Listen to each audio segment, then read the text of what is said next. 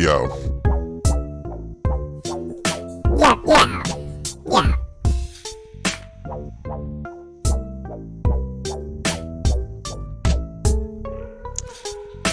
You guys, most likely missed some sweet action over at the D live stream, where we're just sort of getting down before the show actually starts.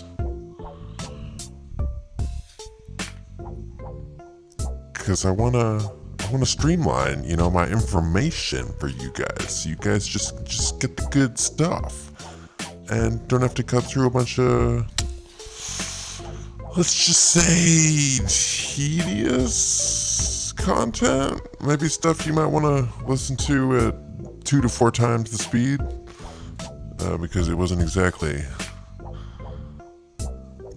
expertly planned out or, considered in any meaningful way. So that's still going to be happening, but it's going to be happening over at D Live and in some other locations. I'm going to be I'll fill you in. I'll put links in the description. They aren't yet, but they will be.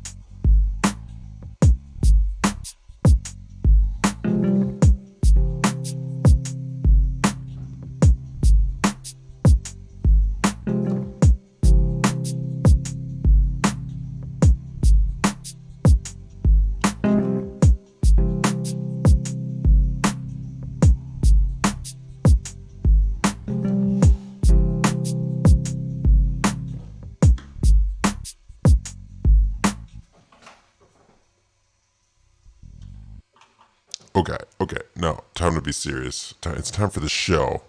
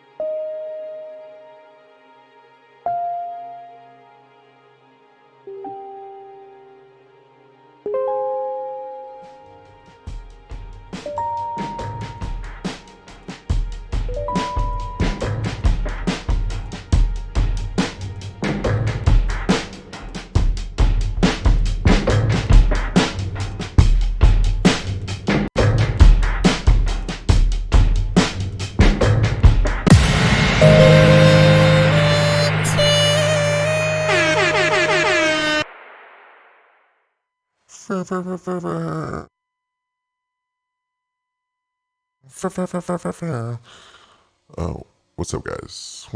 Fake Truth in the stream, in the house stream, on the YouTube stream.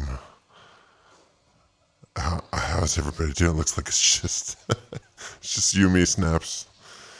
just use me snaps. It's a happy sort of Christmas time stream here, you know?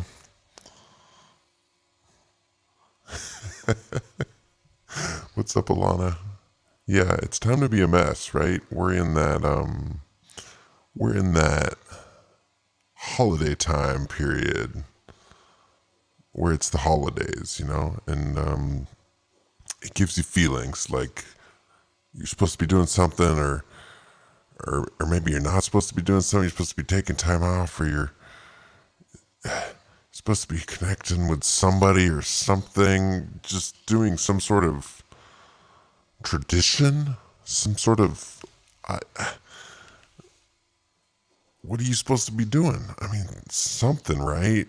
And then you end up getting these sort of guilty feelings, like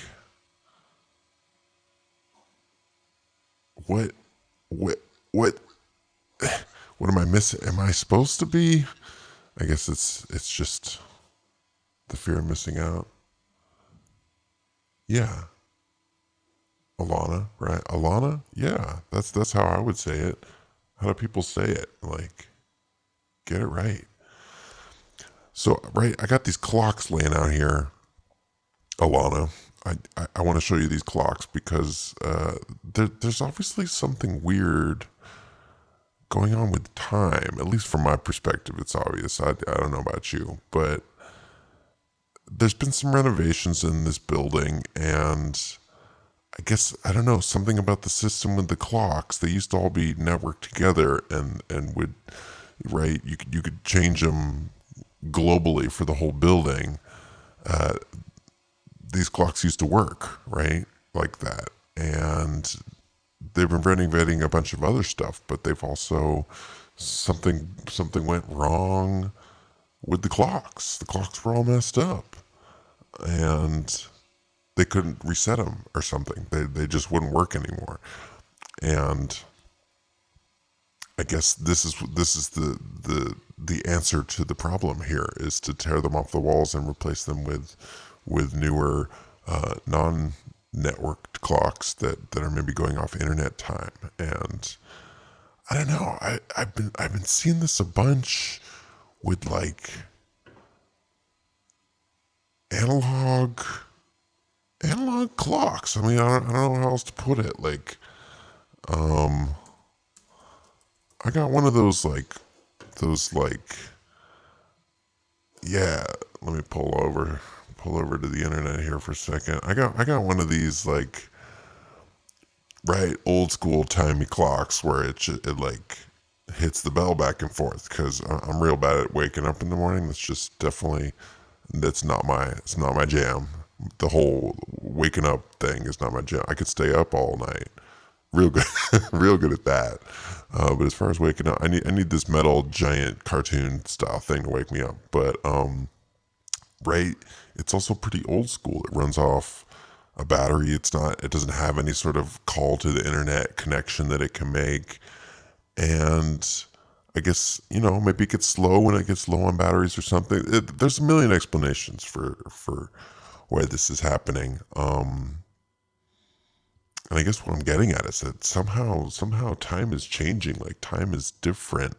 It's drifting off of whatever time was set up with all of these other previous clocks, because, right, I was using this thing, and then I went away for a couple of weeks, and then I came back, and it was like an hour off, or more than an hour, like an hour and a half. It was off. It was too fast or too slow. I mean, I guess I'm never really doing scientifically sound experimentation here with my channel, but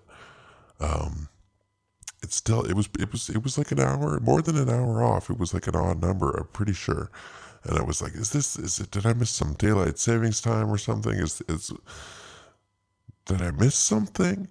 And I mean, what I'm getting at is like everybody's just looking at their phones for the time now these days. And your phone and everything else is like dynamically updated. Like it calls the time from the internet, and it's able to do that rapidly, you know, daily, regularly. And a lot of modern clocks that you're looking at these days, they get their time from some sort of internet connected registry. Everything from your computer to your phone to everything that you use these days. It's only these like old school clocks that that you don't get that in, right? And so what am I getting at? I don't know exactly what's going on, but I was listening to some other podcasting people just talking about Earth changes and the possible weird things that are going to be happening in this time period, the pole shift and black hole, sun, meteor strike, all of these sort of global catastrophes that keep being hinted at.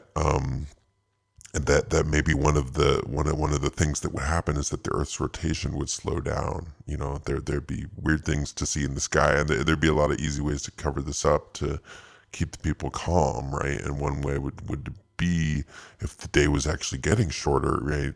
You'd have to disconnect people from what a day actually felt like, because I think back pre-technology days, if you shaved like an hour off of the day, people would totally notice. They'd be like, something is definitely super wrong, right? But I guess in general, most people walk around with a sense of just generic dread and the sense of something being wrong. So right, an extra hour, or let's call it even 6 minutes or something off the day is not going to be noticed by your average person or really anybody at this stage of technological development. I mean, nobody that's really going to matter. But, right, it would be easy enough to make things seem like everything's all good, right? But I just have personally noticed a lot of weird things about the time being off. And I guess I am pretty well experienced with the jet lag and all those sort of feelings of your clock not being adjusted to the place where you are, right? And can sort of sense those feelings even when I'm not traveling through time zones, right? These days, it's hard to put your finger on, as with all of these things, but I don't know. What do you guys think? Do you guys actually have? You just like let me know. You have any experiences with weird clock stuff? I mean, come on. Just let me know about it. I'm stalling while I'm switching tabs over here because we should get into the Expanse. Let's expand our expansive expansions. I was trying to think of more expansive ways to say I guess I can expound upon the expanse. It's gonna be an expansive episode. Is what I'm trying to say. That's all I'm really trying to say. But we're running out of time. Switch the button. Yes. Oh. Did I switch it right? I think so. I've been trying to get this switched thing so I can switch back and forth really quick and sort of like have conversations with myself. Like I don't know. It might be entertaining. I really can't listen while I'm doing this. It's too confusing. But I'll listen back and see if it's it's all just for fun, right?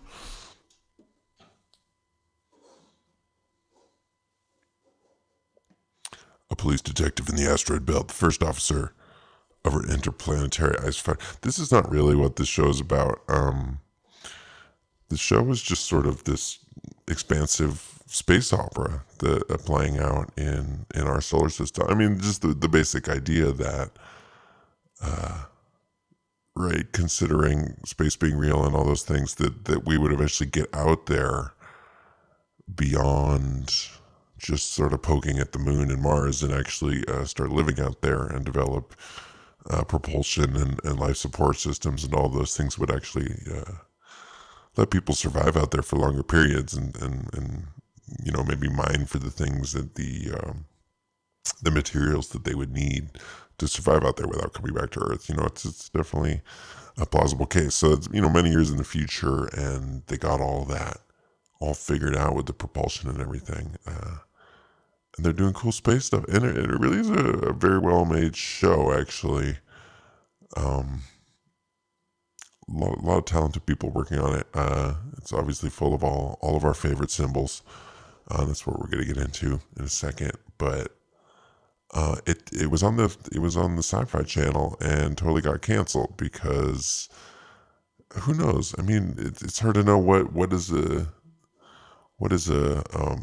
publicity stunt these days and what is actually reality, because these companies, it's definitely not against the rules. They've realized that a good way to generate buzz is to manipulate reality in this sense, right? Maybe they knew this was a very popular show. It's obviously very well made and should have a following, just for anybody interested in this space kind of stuff.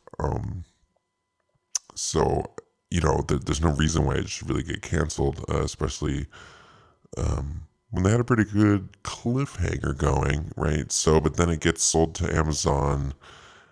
They're able to change a lot of the narrative kind of structure and messaging, and right, obviously have it a little more on brand with the Overlord speak than maybe it was before on the Sci-Fi Channel. But honestly, not noticing a huge shift between the owners, but just having it canceled and then having it resurrected back to life, it gives a lot of good press to Amazon and their kindness for supporting these artists and the fans, and letting this story continue to be told. Right, it's a very like sort of beautiful Robin Hood story to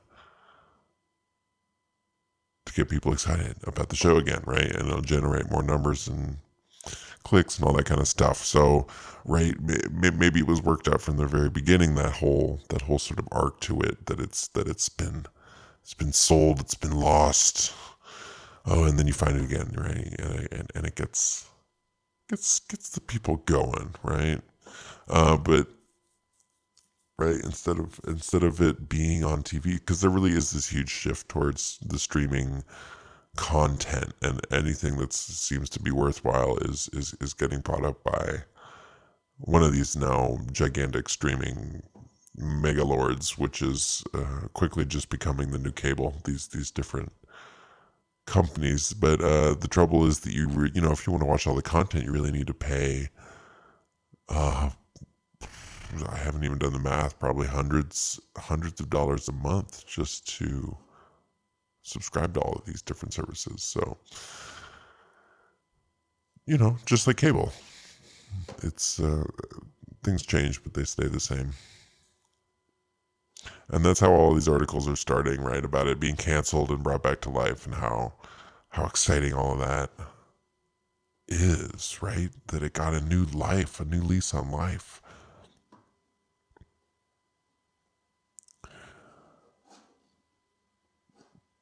But what I really always want to get into is the symbols, because it's very amusing to me to track these things and try to tease out for myself what is a conscious decision, what is just literally the matrix, the power of actual magic conveying and willing things into existence, and what is maybe just a total random coincidence and something not to be worried about. Because right, sometimes I've made stuff myself, and you see the numbers coming through. It's like not something that you're even capable of controlling as a single individual, maybe, unless you really really know your stuff. You can guide it, but I think that's really all you can do in the end, is guide these things. Especially the numbers, the power is just too immense, it seems. But I digress. So I've talked a bunch on this show about the hexagon. Basically, the shielding is often, you see this hexagonal structure, and this element is not is really like a little bit different because right you're seeing some sort of different size shapes, but I've been noticing some more advanced technique where the hexagon itself can be sort of stretched in different directions, and as long as it's a six-sided figure, that's still going to call that imagery to mind, right, obviously in a distorted way, but these symbols are sort of a language, like that speak on a different level to your really like I guess slightly above your reptile brain, or even right there in the reptile brain area. That you can't really filter them out. You can't control your. Um, I mean, you can't stop yourself from reading them. The trouble is, I think that most people don't know that it's so deeply subconscious, and the idea is very difficult to consciously grasp that you would be influenceable on a deeper level without noticing it, right, and without feeling brainwashed, quote unquote. That this is something that would be possible on the regular, on the daily. Obviously, an idea that isn't is best not to be brought out. It's made, it always, things always get clear to me as I speak them out loud. I don't know how it is for anybody else out there.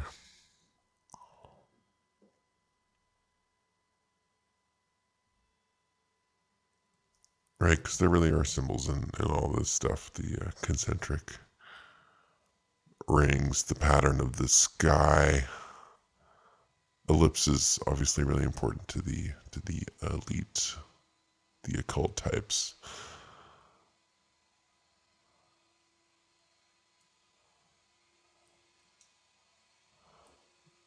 I really should get moving through these pictures because I got a couple collected here, right? But just it is very well made. And I think that's why you do see such high grade symbolism. It's high grade on many levels, right? And that's what you notice from a really good show. That I don't know, maybe they get a good symbol consultant or something to make sure things are subtle but continuous. Or maybe it is just that randomness that goodness attracts the numbers falling into place and using the right symbols. But this a lot of this production design stuff, it just seems like there's too many people looking at it to not be noticed, to not be done deliberately, right? Got these two hexagons right there, right next to each other. They're just staring at you.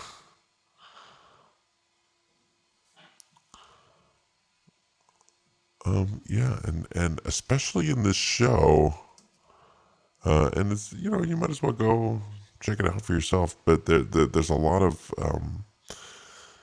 since they're always in spaceships and stuff. There's a lot of numbers and letters, sort of compartments that they're passing through or in, and these numbers and letters are all over the shots everywhere because they're in these interiors, and I think it's a quick way to again just insert more meaning that way, right? You can just drop that letter and that number, and often it is these repeating letters and numbers. The same way these, right, here's just some basic repeating numbers for you, but often it'll be sort of right compartment 1A or 2B or 3C, and you'll be able to get those doubles that have those master numbers that have that power, and you can take advantage of that right in that shot on your brain. It's gonna get on your brain. So I'm pretty sure I'm pretty sure it's a 66 or an 866. And right, I just like a bunch of people in this space. I wish I had the handbook. I wish I actually knew. Although all of these meanings are very sort of multifaceted, so it's hard to put down into a single sentence. But what these numbers mean and the power that they're supposed to invoke. Now I got a clip here. I right, obviously don't want to get the copy control people too excited about what's going on here. So I'm going to scrub it a little bit. And I didn't capture the audio. I really wanted to capture the audio for this shot because she's walking through this sort of collective open halls, open space here, I guess on Mars, and you hear sort of the propaganda over the radio about how you better just live well for Mars, and you got to throw away your trash and make sure you signed up for your work duty, or otherwise you're going to get penalized some Mars points or whatever. And but it's all going to be awesome because Mars is the best, and go Mars, right? Because that's the thing about showing space and space opera in general is showing people in a society living under these conditions of enclosure, right? That it's this locked box. There's no way out. There's no place to kick anybody except to kill them, right? So there has to be a lot of cooperation. There has to be a lot of sharing of resources and organization, and basically sort of a martial uh, military structure, or much more like a boat. I mean, they often use that kind of Navy power structure in most shows that work on this. And I've been thinking about, right, here's even some more hidden hexagons here right on the wall, right? And I really just captured a very tiny fraction of them here. Um, but the idea of living in space, but also living underground in some sort of deep underground military base, as the solar flare black hole sun event is going on above the surface, they're very similar, right? It'd be very good mental training for a population that they're trying to get ready to send underground, because right, you'll understand all the reasoning and all the reasons why all of your freedom will need to be taken away when you're underground, when you're stuck in a really tough spot. It's obvious, right? There's so limited resources. There's if anybody really screws up, that everybody dies, right? That you have to work for the whole. It's this tiny little collection of people. And I guess maybe not even for before we go underground. It's about getting people in that mindset of limited resources, therefore the need for constant surveillance, control, and cooperation above all. Which is, I wish I had the audio. I wish I had the audio, but I'd probably get copyright striked. I'm just scrubbing this. It's interesting to see the blue and the red here. Right? It could really just go off on a tiny little fragment of film from any given day. That there's just so much content being generated, and a lot of it being intelligently generated. And it's not something I've been going over a bunch recently, but it's definitely pretty easy to just take some pictures and analyze, because the more you look, the more you'll see. And obviously got to watch out for that confirmation bias. But on the other hand, these people work on these projects for years. They're babies, especially the producers, showrunner types. Like these are like decadal projects that take over large portions of that person's creative life. They're gonna, especially if it's on big screen TV, Amazon, they're gonna put a lot of effort into every frame of it. And because that attention to detail is going to be reflected back, it's going to be very obvious to the discernible watcher these days, because people are just flooded with so much content. They have an instinctive feel for attention to detail. And right, you look at one of these shots, you can tell how much attention has been paid to the color and the meanings behind those colors, the power that those colors have, right? And if they're going to be paying so much attention to all those things, then I would assume they're paying attention to these numbers that they're constantly prominently displaying, especially in a sci-fi show like this. They really are pretty aggressive with the numbers in this show, right? But it's a 12.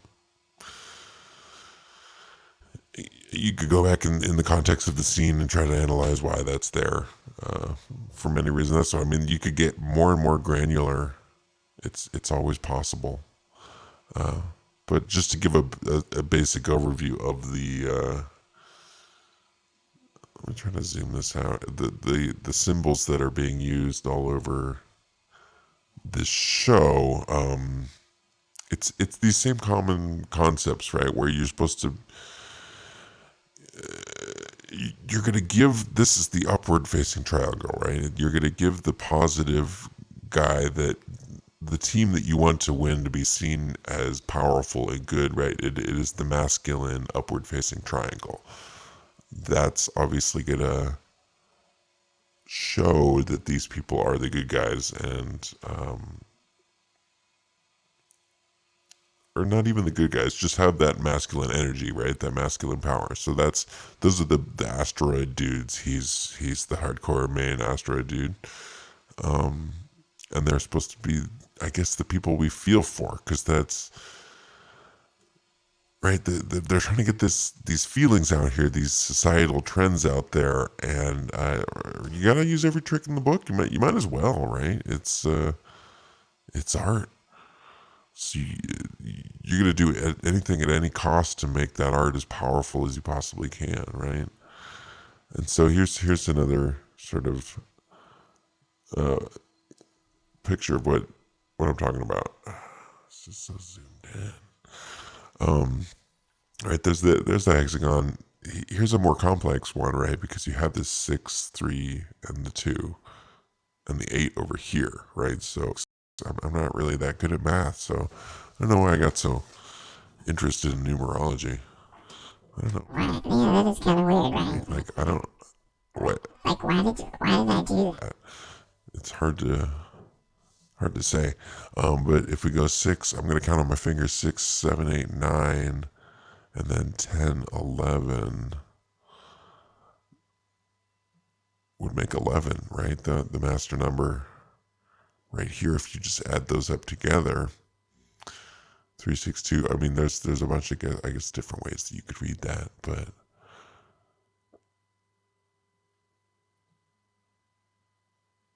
and then the 8 with this hexagon. I think, right, and it might seem kind of muddy and pointless then just to be reading into all these different numbers. I mean, are those even different numbers? Yeah, RN00495.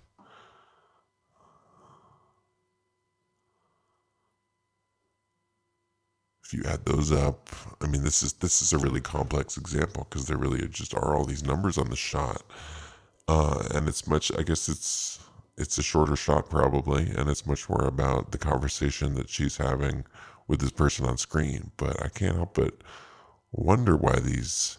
Can't help but wonder why the number. Wonder why the number. I'm wondering why the number.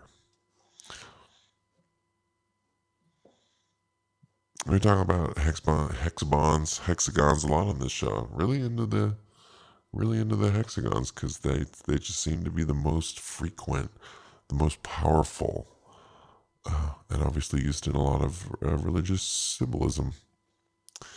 And I'm starting to see why, because it's got that power. It's got that get in your brain kind of power that seems to be deeper than any one of the symbols,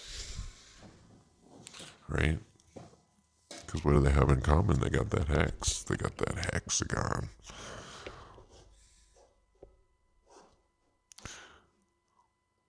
I just want to check something real quick. Just hang with me.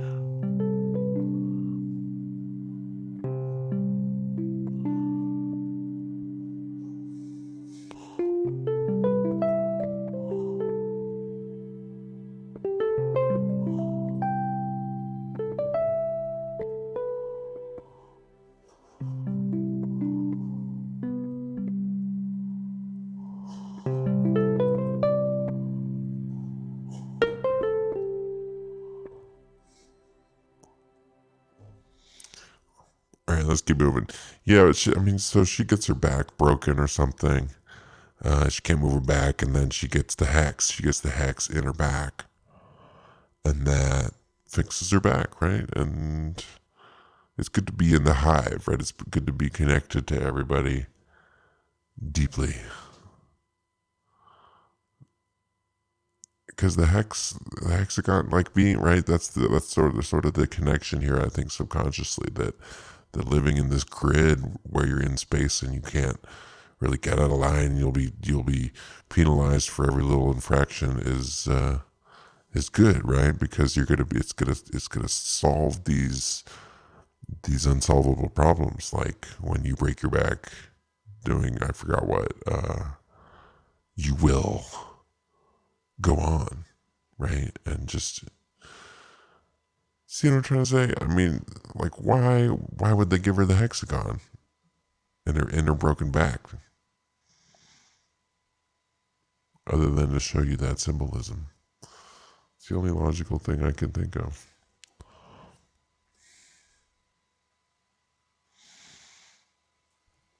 And what happens? I watched this a couple maybe last week or so. So it's coming back to me now. So it ends up being, even though it's all in space, it ends up being a lot about sort of immigration because yeah, obviously it's been sold to Amazon.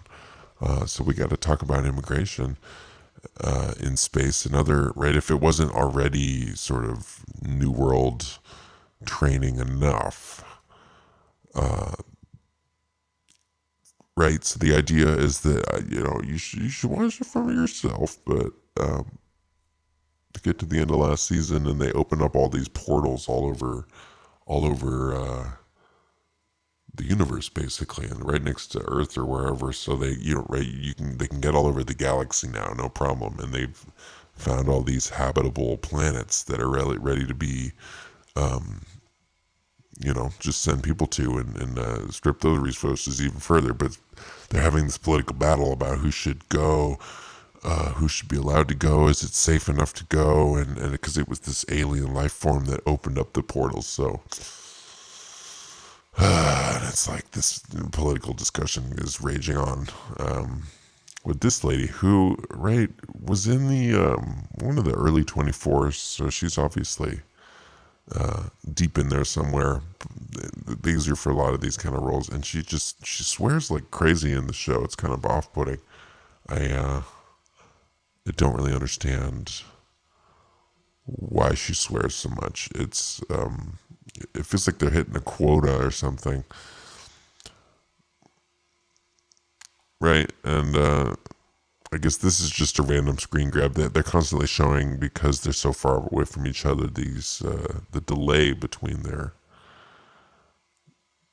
conversations, right? Which would be nice to have that updated delay, even on conversations here on Earth. But right, probably just a random screen grab. But there's still that number there, right? Now, when I go back to this one, right, because it's had these downward facing triangles, these grouped downward facing triangles, and that's right. I was talking about the asteroid guys have the upward facing triangles, and the military / guys we're supposed to hate and disagree with have the downward facing triangles, which right would be the opposite of the masculine energy, the feminine energy, the more submissive basic idea. Right, and I'm not talking about, whenever I say like masculine, feminine, it's not by the common, like, or at least by today's sort of concepts of what those things are. It's ideas from their old books. Like, a lot of these ideas were formed a super long time ago when there was no conversation about gender. So, that's a whole nother topic basically, but just yeah, I guess it ties into all of this basic idea that when you see somebody wearing or using right, like a big cut neck or whatever, or many other sort of clothing designs, or even just a simple patch, like right, like this is the easiest way to show it, that person is submissive or less good, basically less powerful, or just feminine in some way. Although this guy is sort of a total asshole and is killing a bunch of people and is a pretty masculine man. Just by having him wear the triangle, it's a lot of things come together, the acting and all these other production design things. But that's sort of my constant thing to keep talking about, that this triangle here, although seemingly innocuous, is not. That this grouping of triangles over here has a lot of power. That like, on what medical chart would you need downward facing triangles? It's too specific to be a random thing, and this is something they paid somebody to design. So ooh, it's hard to know how much communication goes into there. Did they tell them to make these downward, or was it just a wild coincidence controlled by the spheres? That's the part you'll never really know unless you were directly involved with the project. And I think even then you wouldn't really know. You wouldn't really understand. Because a project like this is so large and involves so many different people, it can be hard to coordinate a lot of stuff like this. But again, with the repeating numbers, some of the bigger stuff, I go back and forth. Oh, there's no way they could coordinate all that. Oh, well, also they do spend a bunch of time on this stuff and are staring at these frames over and over again. Might as well get that master number in there. Might as well. And right then, there's more disjointed things where you'll see. I'm just taking these screen grabs. You'll see things that'll go across the different frames of a project, right? Where here's 22, and this is right before it cuts to this image where we see another 2. And really, there's just something about these repeating numbers that is more powerful than I think we're supposed to really understand. Because if we did that, yeah, there's just a lot of power in there.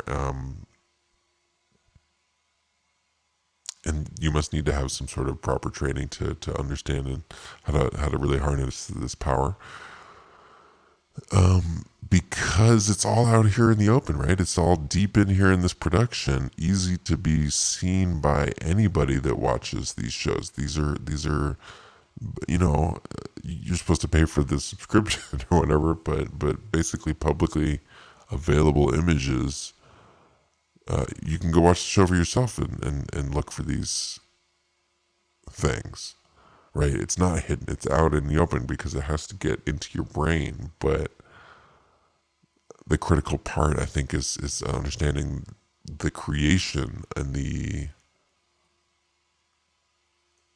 conceptualization of these things. How did they come up with these things, or did they even in the first place? Is this all just hearsay from me, or is there something about the octagon representing the Earth and everything inside of it, right? And I think if you read about this stuff, you're gonna know that's not just coming from me. It's coming from literally thousands of sources. This idea of the octagon representing Earth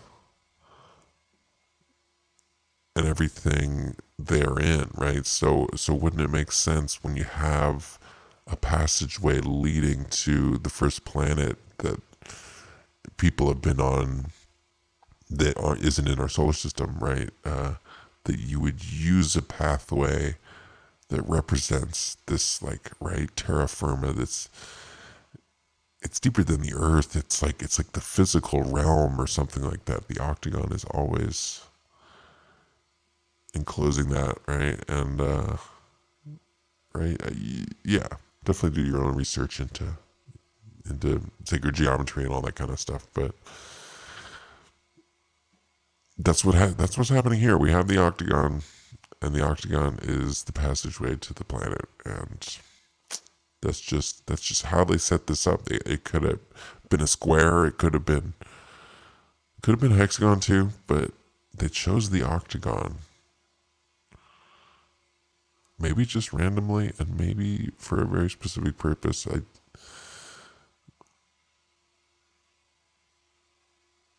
Both ways are kind of creepy, because just when you start to see the patterns there, it's hard to ignore it. Things really do start to feel like a matrix, because you ask yourself, like, how could everything be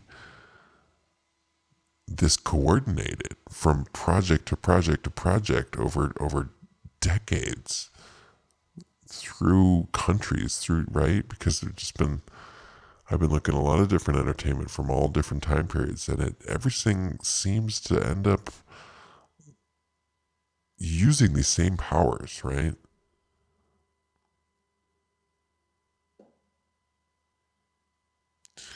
I mean, and sometimes I feel like I'm reaching. I was going to call this a triangle. This is sort of the alien being that they discover on this planet. I don't know. Maybe triangles going a little too far. It's possible.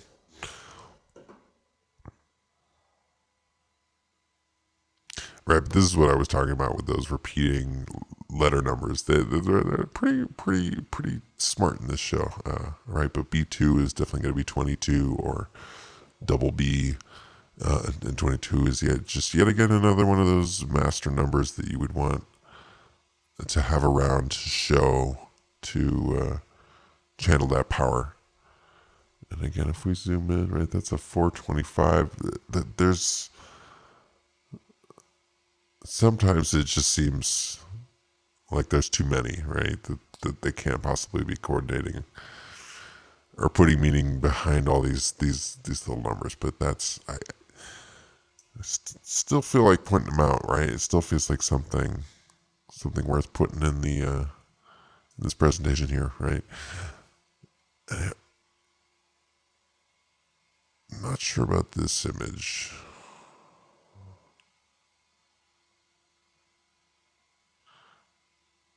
Can't really remember. I don't really see anything in here either, right?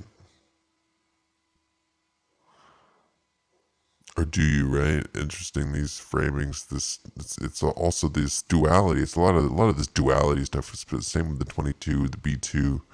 You see those two plants on a parallel structure, and she's really sort of diagonally seen through those things, and that's another technique that's constantly being used to channel your emotions, to get you to feel more inclined towards that person, right? So master number, composition, same difference. And here's where I was, I could be better at math. Definitely could be way better at math. But here we have these sequences, right? These different numbers, and the characters sort of moving in and out between them, but it's almost like the panel that they're behind or directly lined up with is going to have some sort of other subconscious effect on, right, your feelings towards them, or their position in the plot, in the structure.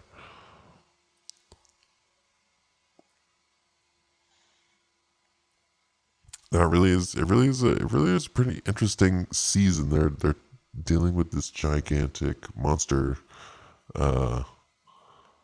creature that seems to, I don't know, live inside of all of the planets that they got portals to, and it seems like just a generally dangerous bad deal that they've gotten, because it's just a bunch of scary infested monster planets, because this weird claw thing is just keeps trying to mess everybody up, that's trying to settle on this planet. So maybe it wasn't the best deal, but I guess they got to make the best of what they got, even if all they got was deadly infested monster planets with like ancient technology robots that are trying to kill you the whole time.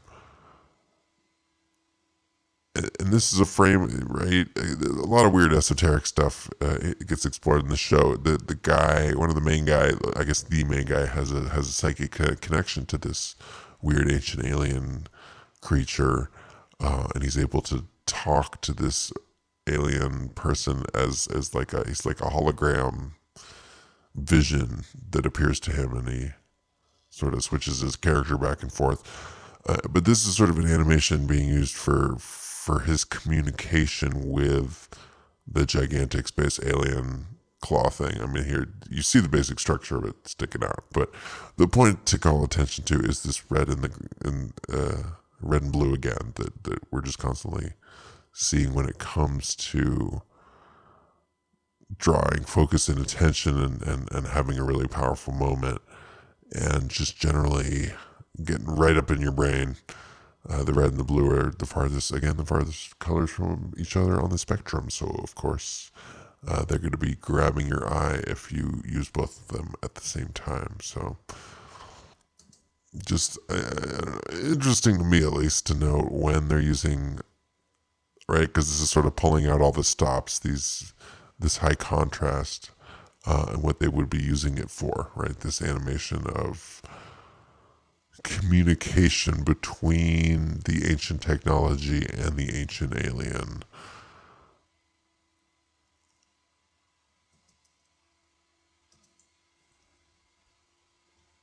So again, you be the judge. Same thing. Our favorite character, at least in this moment, she's the powerful badass that you come to love during the show. We see the two on the side, and also, right, this is a nice combination here. Again, the parallel composition to have her in between the two elements. That again, we focus on her. We think she's awesome. She's in between these two things. She's like a queen. Makes her seem totally awesome. And then also using these upward facing triangles to give her that masculine energy, that masculine power. No, and she really is pretty masculine and badass. And I don't see that as a coincidence. Why? Of course, you're going to use these upward facing triangles to increase this character's power, right? Even beyond what she's physically capable of, because that's going to get in your brain on a subconscious level. You gotta use those techniques. I mean, wouldn't you? So again, more shielding imagery here. We see the hexagons. What a surprise. You know, I would have been surprised probably years ago watching this stuff.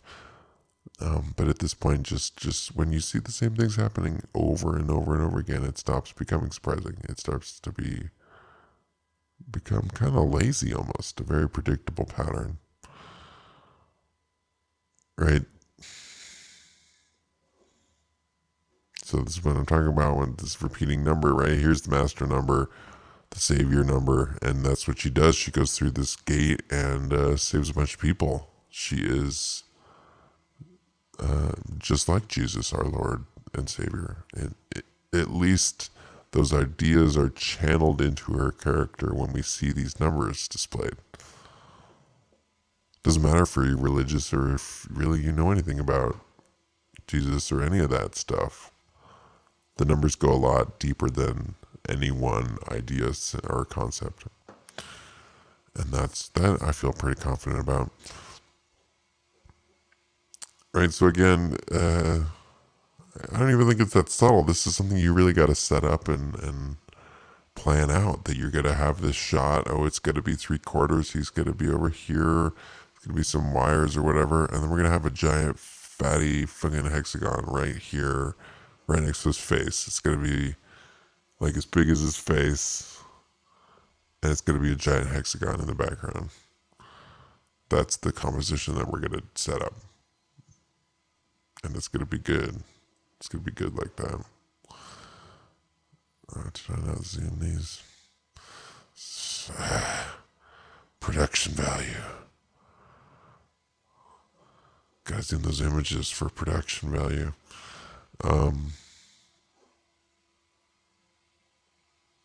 Right, so just to full on spoil it, it doesn't go well for our favorite guy who had the strong phallic symbol on his coat. I guess he's just part of one of the clans, but he ends up getting murdered and kicked out of the airlock, which is, I guess, something he deserved or didn't. It's interesting to me because the plots are always very specific to all these shows, but then I go back and I can barely even remember the details after the fact, and so there must be something much more important, much more lasting that gets stuck in you besides, this character's name or what that person did or said to that person. It must affect people on a much more subconscious level, on a longer lasting level. Because otherwise, I guess I don't think it'd be worth the effort.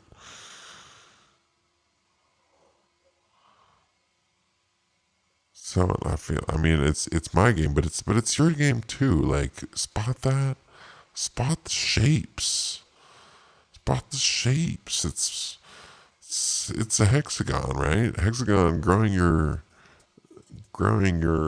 vertical farming in your home garden. It couldn't be done without the hexagon because then you wouldn't have water and power and all those other things to help you run your garden. So you need those hexagons. You got to live in the hex. You got to live in the grid to have otherwise you're maybe they got to turn your lights off sooner than they're supposed to get turned off. Your plants are going to have less nutrients or something, right? It's going to be easy to get you when you got your food supply right here, and they're providing literally every single little cent that it takes to generate that thing, and it'll all be able to be minutely controlled and credited to your use. I mean, there's still some things to put into place till that happens, but right, very obvious to me. And face tattoos, I guess, are a controversial subject, and definitely seem to be in the news a lot these days. Oh yeah, no, and Eddie's saying, right, obviously, so 3 hexagons are going to be the mark of the beast, the devil, whatever you want to call it. And so just absolutely randomly fascinating. I mean, and this is a face tattoo. This is something I think you would deeply consider as any director of photography or showrunner or anything, right? People are going to have face tattoos. Oh, well, we better be careful what we put on the face tattoos, right? Well, what if we went with the triple hexagon? Oh, okay. Well, that obviously, like, put that on the main lady. That makes a lot of sense because got to get that message out there. I mean, it's pretty blatant, right? Eddie caught up on it. 3 hexagons, face tattoo. I would personally recommend 0 face tattoos. If you can get to the end of your life without one, you, you may have made some other mistakes in your life, but at least you will have got to the end of your life without getting face tattoo, and that will have been like a major victory. I would say a major victory. 0 face tattoos. Apologies to anybody in the audience that has face tattoos. That's my bad. I mean, that's also your choice. If you really want to get one, that's totally cool with me. So again, red and blue. It's the same things over and over again. There really isn't that large of a vocabulary. I don't think there can be because these are basic numbers and shapes. But it's the way in which they're used, the powerful moments that they choose to pull out stuff like this. Again, with the red, the green, and the blue. No, this is just the red and the blue. I think this is something where, again, with these aliens, where they're getting in his mind, it's like a sort of depiction of these alien people's like infestation of this planet, and again, using that same color symbolism for that element. Now, do we see hexagons or do we not see hexagons? I mean, I guess that for this show, they were really pretty aggressive with them. Like for this show, it'd almost be a better test to be like which things didn't have. You know what I mean? Like which things didn't have hexagons. There was just a serious inundation of them in this show, and it makes sense on yeah, right. Something they traded to Amazon, something that is space and just everything space is perfect training for our next time, our next period of human evolution where we're all sort of jammed into smaller boxes and everything is watched and counted and, counted against you. And probably given the debt onto your children, right? Imagine, I guess, if you're living in a deep bunker below the black hole sun Earth, and I don't know, maybe you had some gambling debt, or they'll probably still let you do bad stuff down there, but it's going to be a lot easier to skip out on your tab, basically. That's all I'm saying. So, right, we're getting towards the end of the show here. We're getting towards the end of the show, right, this is just a single season. This is from 10 episodes or so, and this, I didn't even catch all the hexagons, Eddie, is what I'm saying. Like, I didn't even, there was too many to take pictures of at a certain point, because it really was just frame after frame after frame. And sometimes you got to extrapolate them, right? If we see this angle, and then you see a flatter angle here, then, right, this, it could also be extrapolated as a hexagon. And did I point out it's these shipping containers too? Dead guy. Do we have any of the shipping containers? Because this is like the camp that they live at. I should have pointed this out. They like settle on this planet, and they're like, all right, we're gonna live here now. And then, I mean, it's just kind of hilarious at this point. The military guys set up with these nice tents. They got the octagons, right? Optimus Prime, octagon time. So they get these nice ones that are all nicely connected, and then the belters, the poor, not even brown people, they give them an accent, and they're from the asteroid belt, and they're always being oppressed and having a tough time, and then being sort of butthurt about it, and then getting shot again. But they're in the hex, right? They have these hexagonal shipping containers that they use, and I guess maybe that's probably a good idea for space when you're like stacking a bunch in 0G, like on your space shuttle on the outside. That yeah, I guess you could stack a bunch of those shipping containers better if they were hexagons, but also like not. I mean, right? It just really made me laugh too, to just be like, nah, like we can't just rent those shipping containers. We got to actually make some hexagonal ones or CGI them or something, because that shot is just not going to have enough hexagons in it. Like, because making a shipping container, like, it's one thing to make like the background on one of these sets or something, but to make the whole shipping container, it's just a big production cost. You really got to be at that level to be like, nah, bro, like, I know it's going to be 20 G's, but we got to get those hexagons in there. We got it. It's worth it. It's worth it. It's worth the 20 G's. Hexagonal shipping containers. I'm going to keep one. I'm going to keep one for afterwards. Put it in my house. So, what else we got? We got hexagons, and we got 3 of them here, right? And so this is like the final boss stage when they get towards the end, and we start to see the purple showing up, right? Like I was flashing there at the beginning. Purple's always sort of the royal deeper, darker intelligence sort of next level thing. I mean, we see it sticking out there a little more.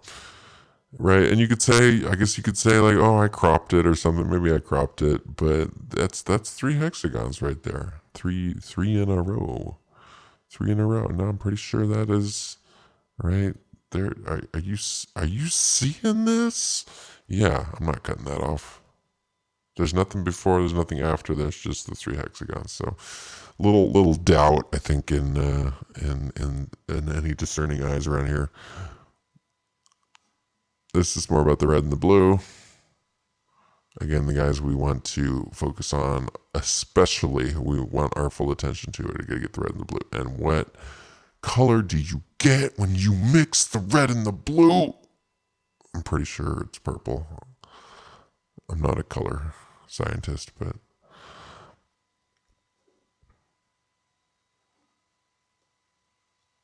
right. And we're gonna get to the end here, and we're gonna get into this clip that again I'm gonna try to not get copyrighted on.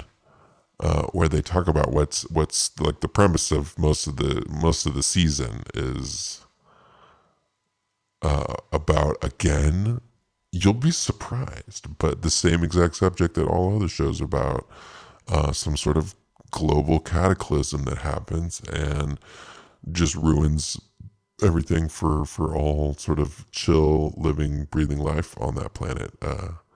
And that we have to do something somehow quickly to avert that disaster.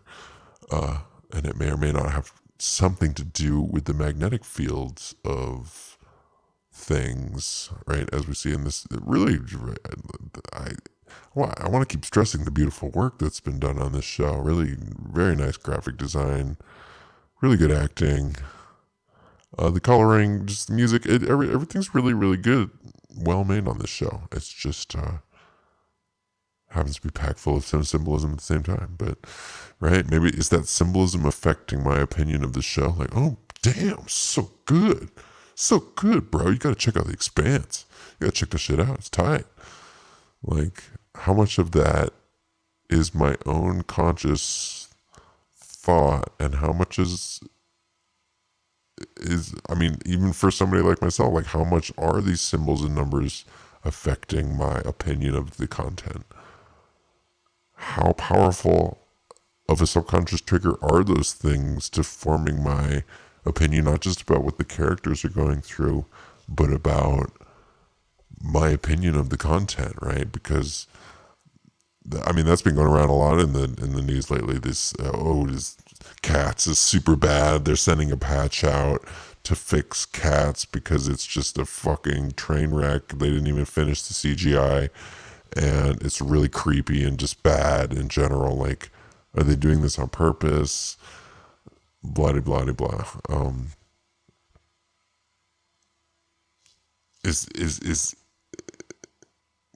but that it remains the question, like how much of it is on purpose, how much of it are they doing, and how much of that can be pre-planned from the beginning. You know, everything from the cultural like impetus, the things you're going to take away from it, down to your reaction to it and what you're going to end up talking about with your friends or family or whoever, that you, if you bring up this content to, or, you know, especially if they've seen it as well, and how that idea will get amplified again as you discuss whatever happened in that show. How much of all that is influenced by the quality of the show, and how much of it is influenced by the symbols and signs, the numbers, so right, we're almost at the end here. You get to the end stage, and again, it really is always the same. There's this black hole sun, this black dark entity that they're scared of sort of falling into, and then in the end, the lady with the microscope that I took a picture of and couldn't remember why, she ends up falling into the black hole sun and just getting her mind blown out of her face, and she's totally fine afterwards. She just like falls on the floor, and she helps the alien entity or whatever also get into the black hole sun, and that like wipes her memory or something. Like she just gets totally like absolutely decimated by this black hole sun, which is in line with all of the messaging ever about said black hole sun. But that's just it does not. It just is interesting to me to keep tracking these symbols over and over again, especially when you notice ones that are getting used over and over again. Because you're like, there's gotta be something there. What is it about the black hole sun? Is it coming?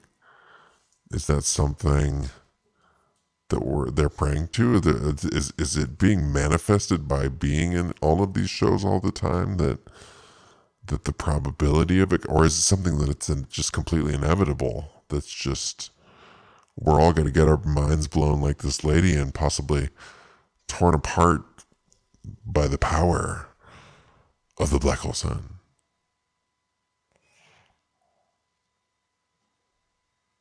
Or is it all going to just be totally fucking chill and nothing bad is going to happen? I'm never sure. It's moving straight through the... Okay, so let's give this a shot. I'm going to be really careful, YouTube. The thing you're going to feel is promise. the seismic quake from the explosion. Wait, I'm going to get my headphones on. Okay. Let's be serious. The thing you're going to feel is the seismic quake from the explosion. So what happens basically is it's right. It's so many parallels basically to what's going on these days. The robot monster, giant monster thing sticking out of the planet ends up setting off a thermonuclear bomb that is just going to wreck the planet and force everybody off the surface because everything's going to be underwater. There's going to be some massive sea level rise. You're going to feel is the seismic quake from the explosion. Right. So they've seen this thing going off, and it's wrapping around the planet, right? And especially in our hyper-connected age, we would have time to say these things, to say these warnings that like, oh, well, there's been this giant explosion, meteor hit / X country setting off their nukes here that we're gonna have many hours until the shock wave actually comes around and hits us because it's going to take so much time for it to wrap around the planet. It's moving straight through the planet, so it'll reach you in like an hour. Right, and it'll take some time for that initial blast to get there. But that would just be the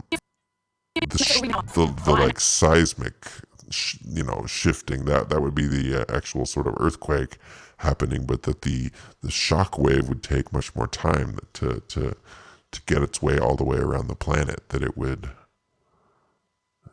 take some time, and then there would be time to panic and plan and get underground or whatever in that time. It would still be up to them to tell us that all these things are happening, right? So if there actually is an asteroid that they already know about coming towards Earth, and they've been knowing about it for a decade or more, then they totally could have like warned us a little bit ahead of time. And I guess people would have totally freaked out, but at least they could have built some stuff or made a plan. The way it is now, like any one of these catastrophic events could just be days or weeks away, and most people just wouldn't know. Like nobody knows. At least nobody I know, and anybody that's planning for some hypothetical thing, they might be planning for the wrong scenario, because if you don't have the actual information about what's, something like that, something like some crazy fucking asteroid that's going to come just dominate you, if you don't have that information, then, well, how are you going to plan for it properly? An hour. Well, we could deal with an earthquake. No, that's not the problem. The shock There's a shockwave coming around the planet. Right, it's the shockwave. Coming around the planet at the speed of sound. With a tsunami behind it.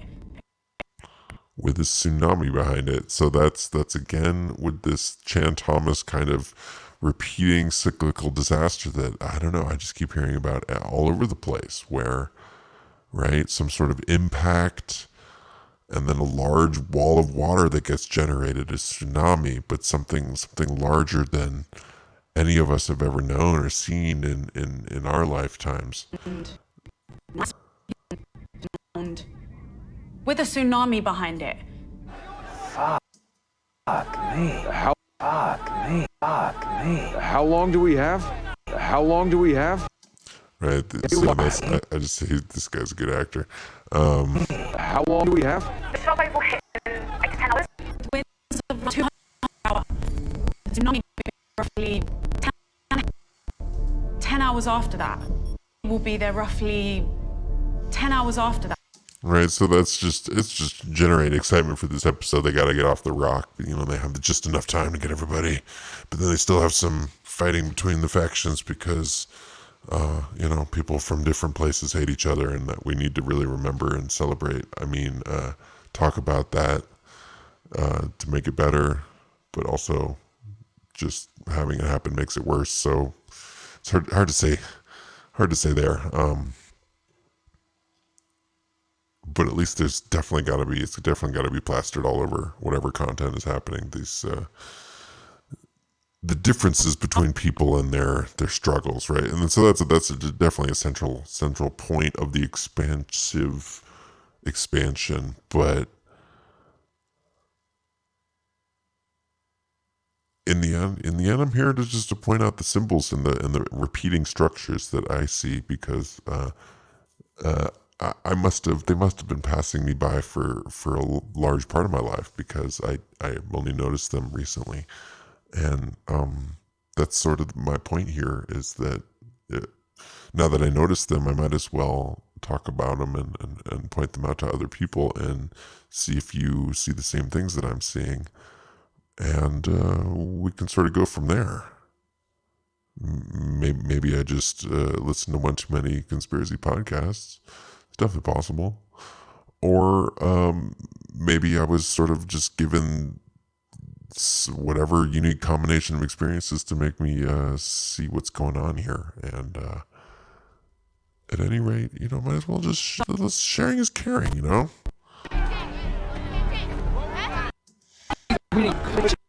Yeah, nothing else important happens in this clip, but that's the main point here. Again, symbols can be numbers, they can be shapes, they can be concepts, right? And the one symbol that is just constant is this that's this cyclical repeating disaster idea of tsunami, the shock wave, waves coming crashing over you, and in no way surprised to be seeing this in this high budget Amazon show. In no way surprised.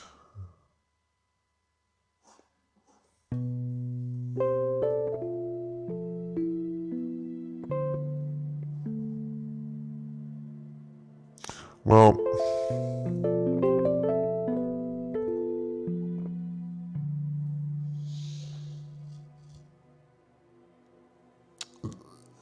that's about all I got on the Expanse.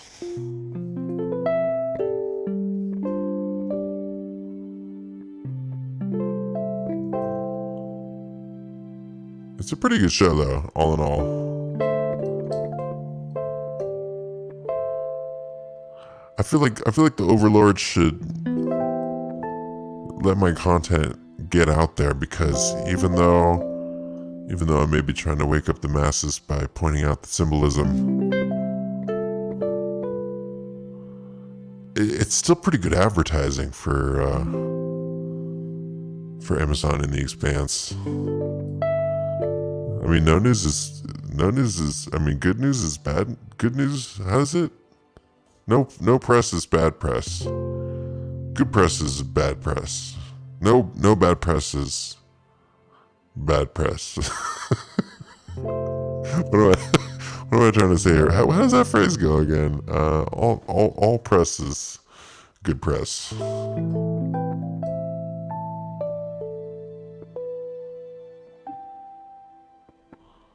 Something like that. Let me just jump over the chat here. Looks like we got a couple people there lurking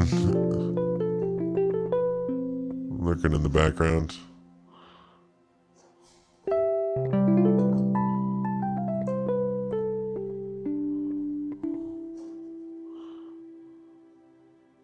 Yeah, I think I'm gonna... Alana says no news is good news. That's definitely a phrase too. But there's a... Did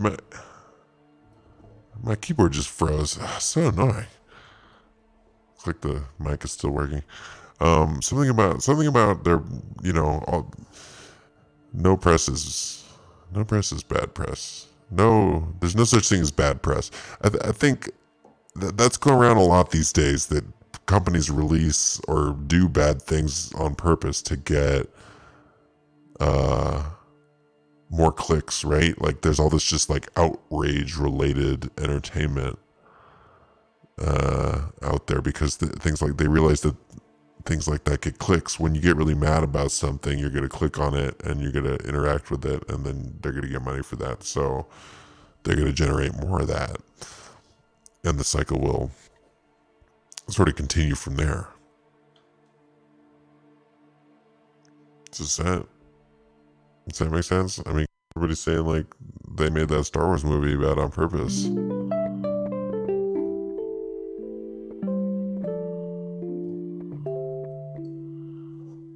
It's definitely possible. All right, I'm going to get out of here. I'm actually going to get back on the wheels of steel here. I should find that. Find the link to my other channel, but I was gonna not clog up this channel with just my random DJ beats, because that's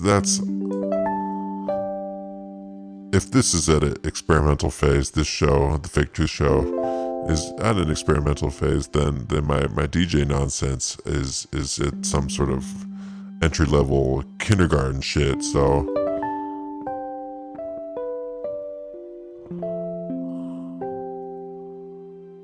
Eddie asks, what keyboard is that? I don't know if I want to give away which keyboard this is.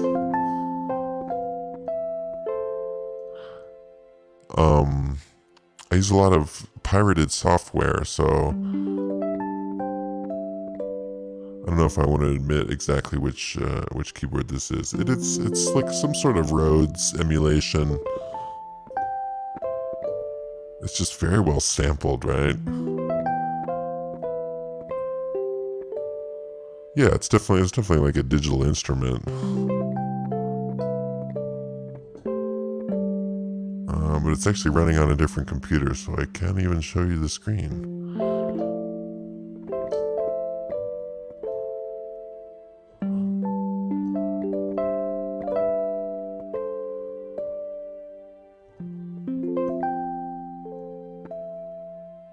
Yeah, thanks, Eddie.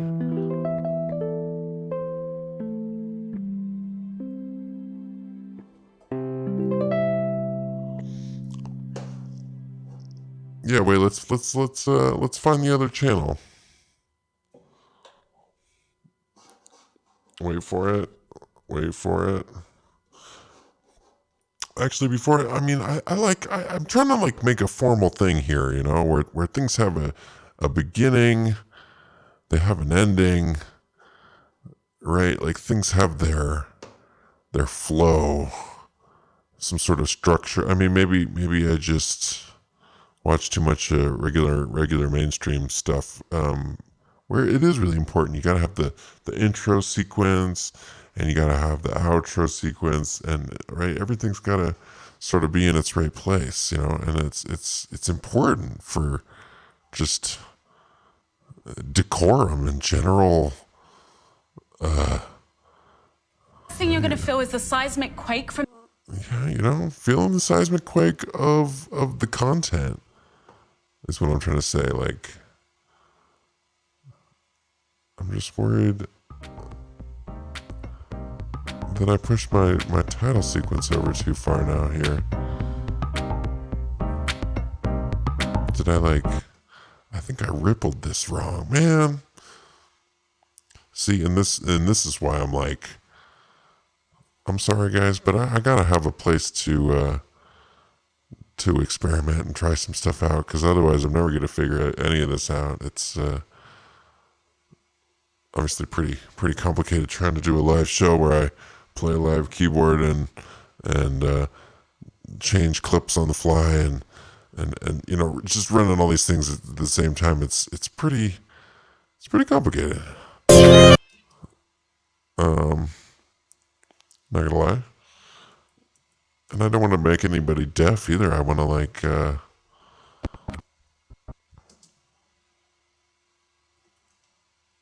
damn, looks like I lost my bumpers. Oh my god, maybe I'll just jump over this one. This one's still good. Right, because then there's like it's the outro music. I play the outro music, and then it's like, yeah, that's the end of that episode.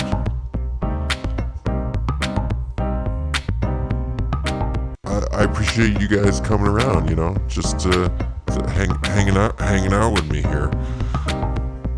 I wish you happy days, you know. It's like Christmas and shit.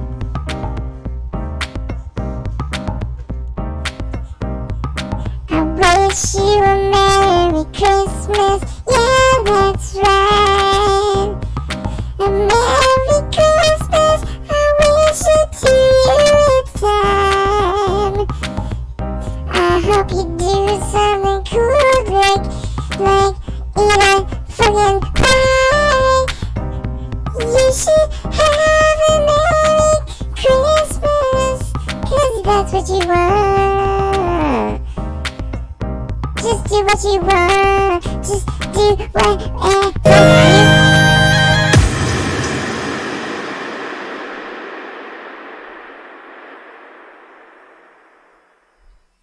Damn it, Steve. Even that bumper is still messed up. My trouble is like I keep changing things, you know. Like every time I'm like, no, I gotta change this. Like I'm gonna put this over here, and then things get like messed up, right? When you're trying to like control like a complex system, and you're not thinking about how the things interact with each other, then I don't know. You're gonna run into problems, and that's just personally what I seem to be going through here.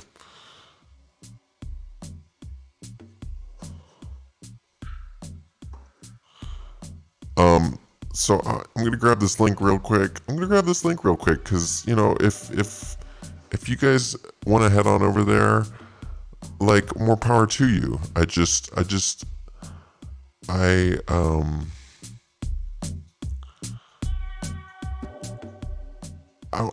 want to keep things separated, you know what I mean?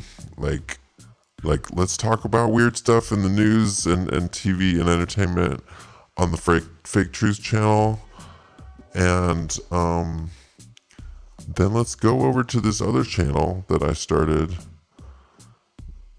and right, even with that, I was like, I should have this channel called up so I can just show you where it is.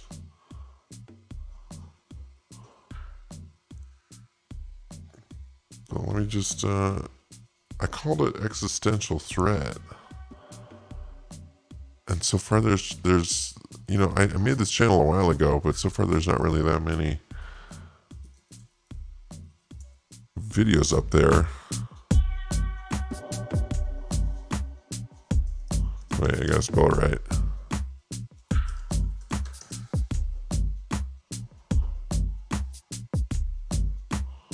And then you gotta go to filter channel, and then it's totally here. Oh, I'm not even subscribed. I'm gonna subscribe. I'm gonna hit that bell notification.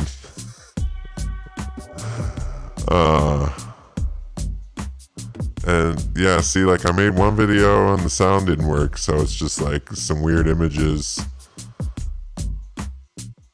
with no sound. This video is pretty sweet. Damn, it's already been a year.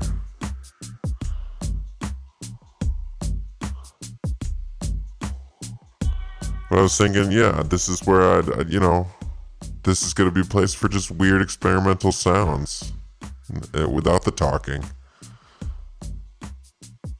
Because some people aren't that into the talking, you know.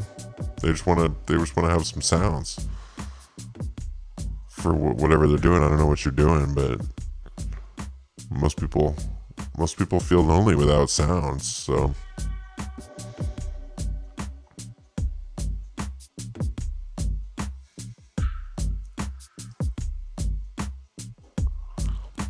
damn it, and I really gotta make a thumbnail. Gotta do some logging out and stuff. But you know, it's been super real, guys. I'm gonna hit that stop button. We'll see you soon.